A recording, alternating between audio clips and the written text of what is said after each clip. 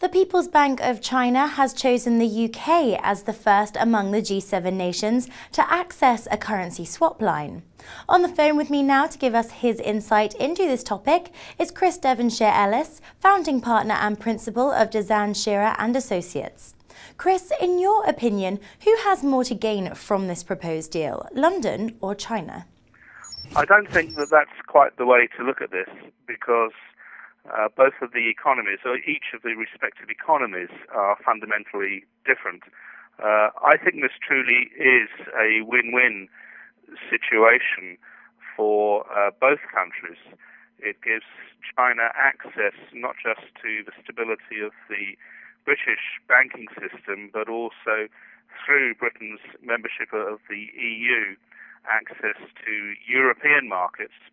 We will find that European companies will use the City of London as a banking centre to trade swaps in RMB, but it also helps open up the Chinese market to British companies that will now find it more convenient to settle trade in RMB.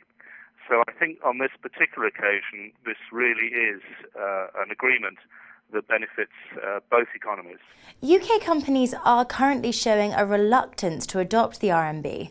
Who then do we expect to use the swap line? Can we anticipate specific industries dominating this facility? I think that's going to be a matter of some evolution. I think it's going to be a wait and see approach. Personally, I view that although, as I said, it will be useful for British companies to access this facility, I suspect that they will tend to be the larger institutions and UK's multinationals with business assets in China. I think that perhaps the main benefit for the UK will be that it will attract financial business from the rest of Europe. It affirms that China does view Britain's position, perhaps with the pound, interestingly, being apart from the euro, but it does it affirms that decision taken many years ago by our politicians seems to have been a rather sage one in hindsight, but at the same time also opens up opportunities for the City of London and its banking institutions to attract European business. But I think that it's still early days. That's how I suspect it's going to go. But we'll have to see. It's a new system for both countries, and I think we'll settle into an environment where we'll see how this grows and develops. We have seen similar agreements reached with countries such as Hong Kong, Singapore, Malaysia and Australia. How successful have these proven? They've been well received. Singapore in particular, I think now some 75% or thereabouts of its trade with China is now conducted through this currency swap line that they have. Hong Kong, of course, is part of China's sovereign territory, although the currency is different. The financial regulatory systems are different between mainland China and Hong Kong. But that too has also been an important trade aspect for Hong Kong to utilize in terms of its own bilateral trade agreements and relationship with the mainland. In terms of Malaysia and Australia, again, early days, but I think this is a very useful tool, and I feel that it's one China will be wanting to push out to further countries and economic centres around the world in the future. So I'm sure that this will become a model which will likely reach out to the Middle East and perhaps into Latin or North America as well, given time. While the Chinese central bank has made clear its intention to boost the position of the renminbi in global trade, is the timing, that of a continuing global crisis, really conducive to this? Well, it's a matter of some debate as regards whether we are still in a global crisis. That is not the position that one sees in Asia, where economies are buoyant. They could be doing better. For example, India has been a little slow, But even so, given the headlines, it's important to realise that while economies such as India's, as I mentioned, has been bobbing along at about 6%, and they could and should be doing better, that's still a fairly healthy clip. So I'm not sure if the term global financial crisis still applies.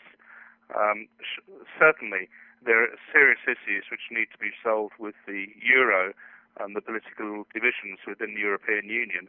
But I see signs of recovery in North America. Asia is certainly on the way there, and if Europe can get its act together, then I think we'll start to see a return to normality of a situation which we had 6-7 years ago. So in terms of the position of the RMB in global trade, that is going to become an increasing development as regards its position within that.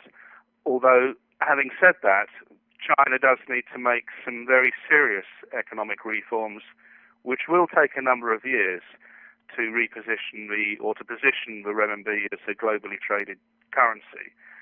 It's got some serious economic reforms to deal with before that happens, and I think that those are a minimum of 5, 6, maybe even 7 years away. China's economic reforms are not going to be easy. So a mixed bag. Yes, the renminbi will become more influential in the global markets, and deals such as this with the Bank of England signify that.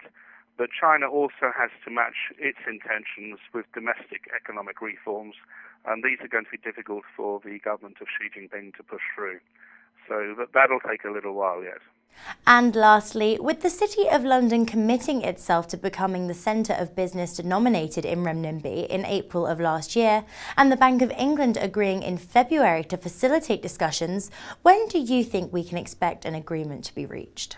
Well, that's reading Chinese leaves in a teacup. But at this level of intra-institutional involvement, I don't think that either governments would be making such statements without there being clear intent to proceed. So I think we just leave it up to them as to when they'll sign on the dotted line. If there was not such intent at this level of diplomacy and of crucially important global trade, they would not be making these statements. So I'm hopeful that we can see this situation come to fruition very soon. But as I said, I think that's to pinpoint exactly when that is. I think we need to read the Chinese leaves in the bottom of our teacups to finalise that. Thank you, Chris, for your comments. Coming up today on Dukascopy TV, Monica Gibson will be discussing the Swedish town being moved to make way for the expansion of an iron ore mine. All that today and more on Dukascopy TV. Goodbye.